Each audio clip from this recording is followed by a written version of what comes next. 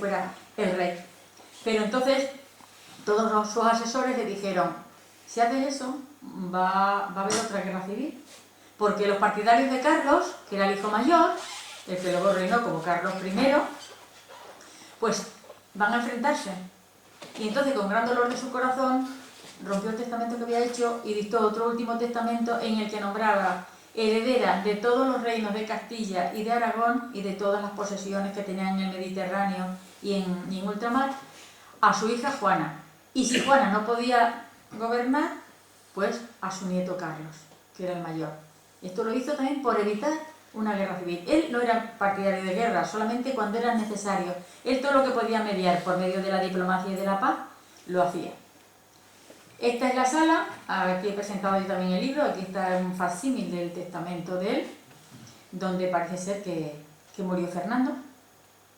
El cardenal Cisneros, que tuvo gran importancia también, le nombró a su muerte, hasta que Carlos viniera, a su mayoría de edad, nombró regente de Castilla al cardenal Cisneros.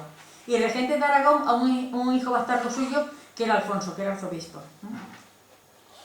Esta es la placa donde dice que falleció el día 23 de enero de 1516, una placa que está puesta ahí en una pared de Santa María. Ahora Santa María está ya muy cambiado porque gran parte del terreno, como digo, cogió una hectárea, hay casas hechas al lado y entonces ya no es nada, ¿no? Y la han restaurado porque estuvo de pajar mucho tiempo.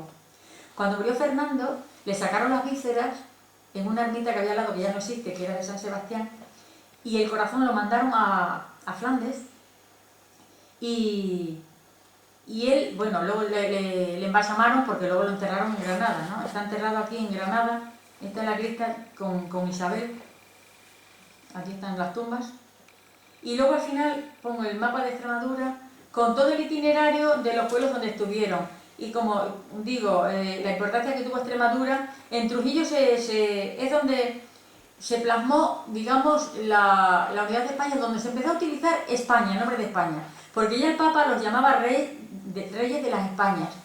Y entonces traían locos a los escribientes, a los escribanos, porque tenían que decir reyes de Galicia, de Toledo, de Sevilla, de esto, del otro. Bueno, hojas y hojas tenían que rellenar de todo de lo que eran reyes. Y entonces dijeron, ¿y por qué no lo refundimos todo y decimos reyes de las Españas? Y desde entonces allí fue donde ya firmaban como reyes de las Españas, ¿no? Como ya el Papa se lo había dicho. En Valencia de Alcántara se casó su hija mayor Isabel. Bueno, no hemos hablado de los hijos porque no quiero enredaros mucho. Los hijos tuvieron una gran importancia en las alianzas, los casó con los principales herederos o reyes de las principales monarquías europeas y tuvieron gran importancia para ir tejiendo esto que decimos del imperio que él ya veía y que dio sus frutos ya en su nieto y en su bisnieto. Porque Carlos I, fijaos, heredó ya el imperio de su abuelo, Maximiliano de Arte, el imperio de Alemania, y heredó todos los reinos de Isabel y de Fernando, ¿no? Y todo lo que habían conquistado. Y luego ya su bisnieto Felipe II, como se habían casado dos de sus hijas con el heredero, con el rey de Portugal y con don Manuel el Afortunado, pues ya fue rey de Portugal también. Es decir, que esas alianzas dieron su fruto. Luego también, bueno, en Alcántara fue donde se reunió con su tía Beatriz de Portugal y donde Isabel, y luego llegó también Fernando, sentaron las bases de la paz de la guerra civil entre el bando de la Ventraneja y Portugal con España. Es decir, en la batalla de la Albuera, que fue, la conocéis, ¿no?, donde fue el espaldarazo final para que se terminara la guerra porque Alfonso V no quería firmar la paz, ¿no?, para que se firmara ya la paz con Portugal y se los reconociera como legítimos reyes de Castilla. En fin, que aquí están, bueno, pues algunos de los pueblos de Extremadura, pero como digo, Extremadura fue clave en el reinado de los reyes católicos, porque como digo, en la guerra civil fue un muro de contención. Para la conquista de América, la mayoría que se fueron extremeños. La mayoría de los conquistadores famosos que exploraron, conquistaron y todo fueron extremeños. Y entonces, pues tuvieron gran importancia con él.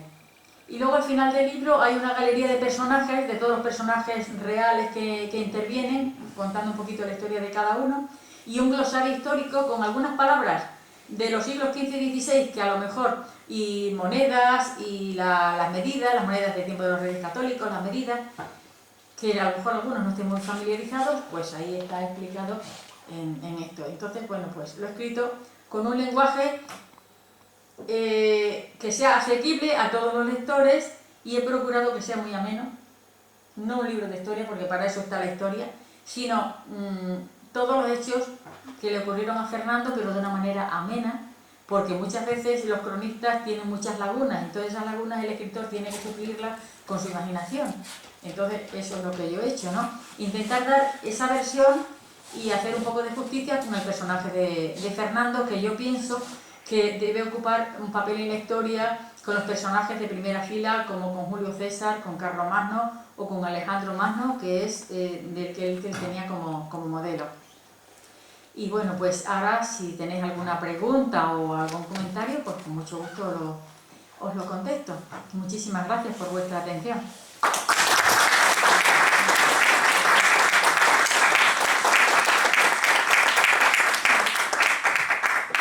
Sí.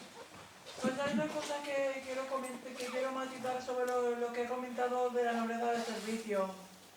Sí. Y es que la nobleza de servicio a la que te has referido en realidad existió ya desde los tiempos, desde el momento en que surgió la dinastía de Tamara, en el que subió la dinastía de Tamara al trono, con Enrique II. Pero prácticamente los que gobernaban eran los nobles. Los que tenían copado todos los puestos importantes en el reino eran los nobles, porque los nobles eran mucho más ricos que los monarcas. Así es. Claro. De hecho, yo he hecho un trabajo de fin de grado sobre la nobleza extremeña. Y yo lo que yo he aprendido, por ejemplo, es que con la llegada de los Ostamar al trono, por ejemplo, los miembros que pertenecían a los escalones más bajos de la nobleza, como la baja nobleza o los caballeros de las ciudades de Garengo, pudieron aspirar a ascender a la alta nobleza, incluso y a mayores privilegios de los que antes no podían acceder. Sí, pero como te digo, pasa como por ejemplo la Santa Hermandad también estaba instituida, pero no estaba obsoleta, no se utilizaba, y esto es lo mismo. Y ellos es que echaron mano de eso, no es que ellos inventaran nada, porque la Inquisición también estaba creada, ¿no? Entonces la reactivaron ellos, igual que digo, todas estas cosas. Ellos lo que veían que era bueno, pues ellos lo pusieron en valor. Y esta la nobleza de servicios que la pusieron ellos, pero vamos, lo otro era algo esporádico, ¿sabes? De algún rey que lo decía, pero ellos fue así tajante, apartaron de todos los puestos importantes a los nobles. Los apartaron. Era por su libro, además. ¿Sabes? Los apartaron, muchas gracias. Y entonces, claro, todas estas personas que nombraban, que además estaban muy preparadas, pues ya te digo, dependían de la corona. Y crearon el Consejo Real también, que a lo mejor puede que existiera, pero que tampoco funcionaba exactamente. Entonces lo que le dieron era pues mucho más poder a la monarquía en detrimento de la nobleza.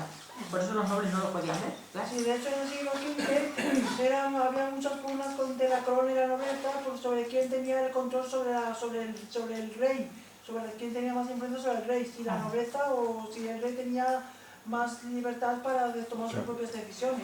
Claro, pero es que sabes que lo que pasa es que todos los trastámaras, Juana la Loca fue la última trastámara. Los trastámaras, Fernando y Isabel lo eran, porque como decimos, eran primos segundos, Claro.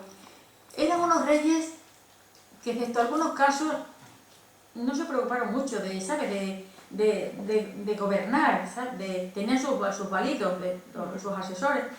Y luego, los Austrias, los principales, Carlos y Fernando, vivieron de las rentas de lo que les habían dejado, las bases que le había dejado Fernando, del gran imperio que luego ellos pudieron disfrutar. Pero estuvieron en guerras, todo el tiempo en guerras. Se gastaron todo el patrimonio en guerras. Y luego no digamos ya los últimos Austrias y los Borbones, dejando en manos de validos, nada más en caza y en mujeres y en fiestas. Es decir, que no fueron unos reyes importantes. En cambio es que Fernando gobernó y reinó. Isabel lo mismo, Los dos juntos. Claro. Yo, con permiso de Rosa, quiero deciros que sería un estupendo y un precioso regalo estas Navidades para cualquiera de nuestros amigos o vecinos, el libro de Rosa dedicado, Así que si os animáis, ahí lo tenéis, y con muchísimo gusto Rosa lo dedicará. Muchísimas gracias, y si no tenéis ninguna pregunta más, pues gracias por la asistencia. Muchas gracias.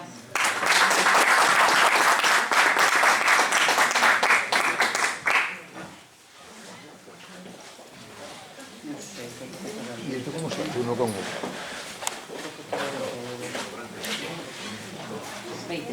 Sí, ahí